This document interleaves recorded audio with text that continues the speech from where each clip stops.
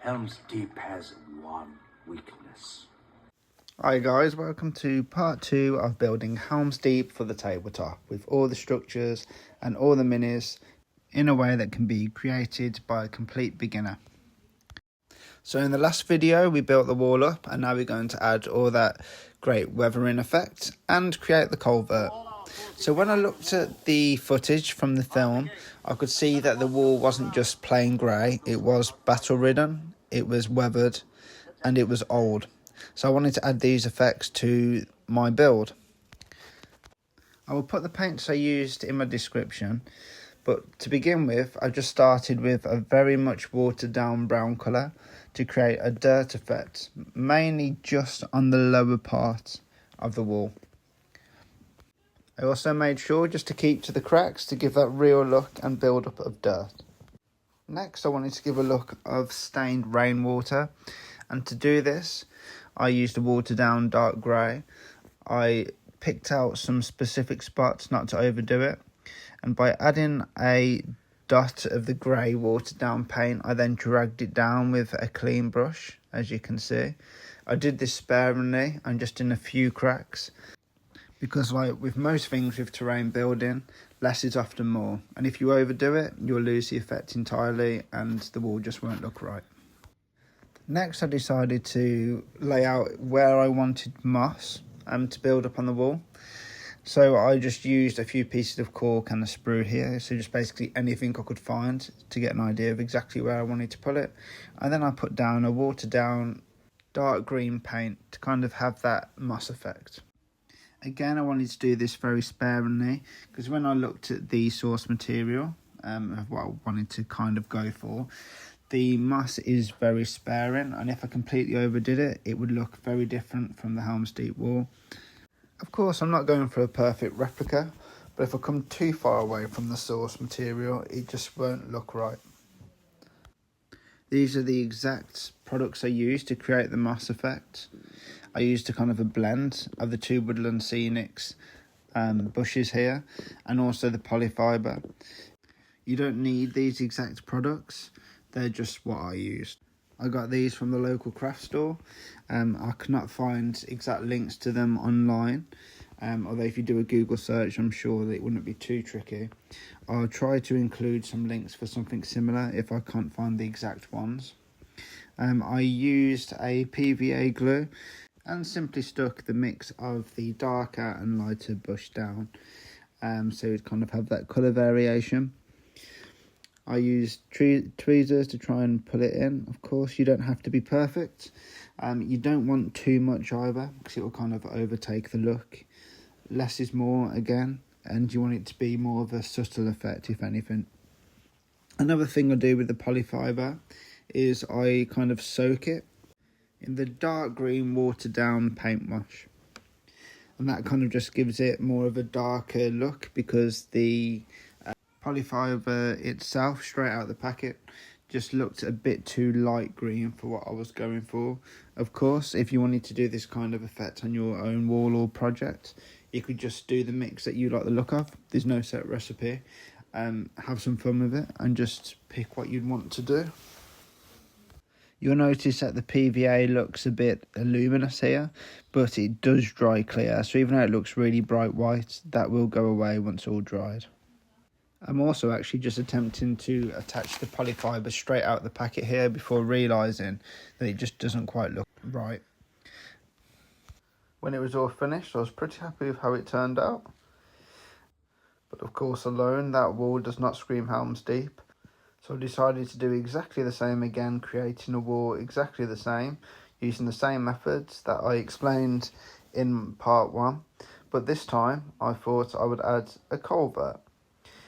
And if you're a fan of the Lord of the Rings films, you will know that the culvert part of the deeping wall is what makes it iconic.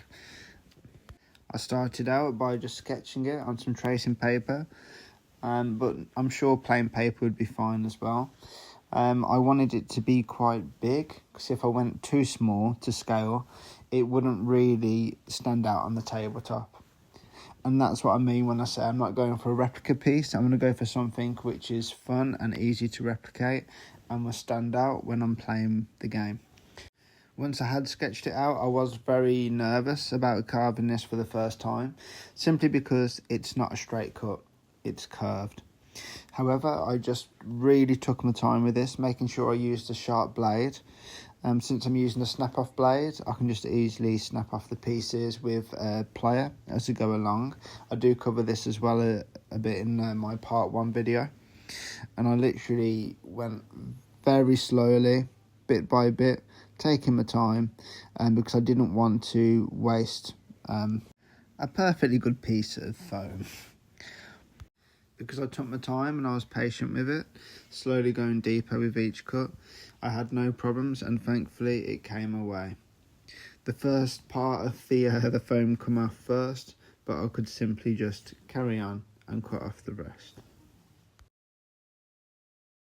All I did additionally was use a bit of sandpaper to just smooth over the texture.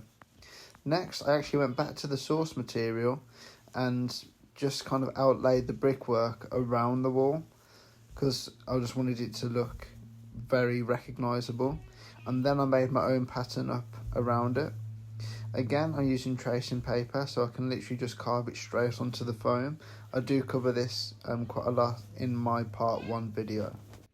And exactly like I did in my part 1 video, I used masking tape to hold it down so I could sketch it on while it was held in place nice and securely, and I removed it to reveal the wall. Of course, some of the indentations weren't that strong with my pencil, but I could easily just go over that. I then used some paper clips to replicate the bars of the culvert. The colour of the paper clips does not matter, these were the only ones I could find at the time. And all I'm going to do is straighten them out to create the bars. I don't want them to be perfectly straight because I want them to look worn and realistic. I'll start by planning out exactly how I want them to look, and then I carefully put them into place. I don't need it to be perfect, so I don't need to measure them out or anything. If you try to make terrain too perfect, it starts to look a bit unrealistic, which makes it easier for us to actually make. I'm going to put them quite close to the edge, but not too close, because I want it to be at the forefront of the piece. And I'm literally just going to plan where exactly I want them to go and push them into place. I also use PVA glue to get them stuck into place so they can be nice and secure and they're not going to come loose. And then once I was happy with how it all looked, I just followed the exact same steps of before, priming the whole piece, including the culvert, and building up those greys and all the effects that I did before, pretty much copying exactly what I'd already done, but this time it was a lot faster because I'd had the experience of doing it once before. And of course, the only difference between this wall and the last was the culvert. So I started off with a lead Boucher silver citadel paint and just brushed it on all over to give that metallic look. And then I added some Agrex earth shade to try and give it that more rusted look. But when I finished this, I kind of felt like it wasn't quite enough. So I just added on one last effect, and I used a sponge with a brown colour to give it more of a dirty look, and I just kind of dabbed it on all over. I literally just ripped this off a part of old sponge, and then I used my green paint, my dark green paint, to just kind of pinpoint a few parts of the bars and some of the edges just to give a moss effect. But again, I did this very sparingly, and that was the final look. And this turned out very well, and I think it looked very good next to my other wall. I also put together a few miniatures just to see how it would look to scale, which was kind of very exciting to think how it could all look when everything's all together. In the next video, which would be part 3, I will talk through how to make an actual terrain tile. So it won't just be useful for this project, it'd be useful for any kind of Warhammer terrain tile you'd want to make. I talk through exactly the materials I use and how I achieve this. So if you think you'd find that useful, it's actually a lot easier to do than you'd think, and it's fun. I can show you how to make a textured tile. If you did enjoy this video, please like and subscribe, and I will be posting the whole journey of me making this. Thank you!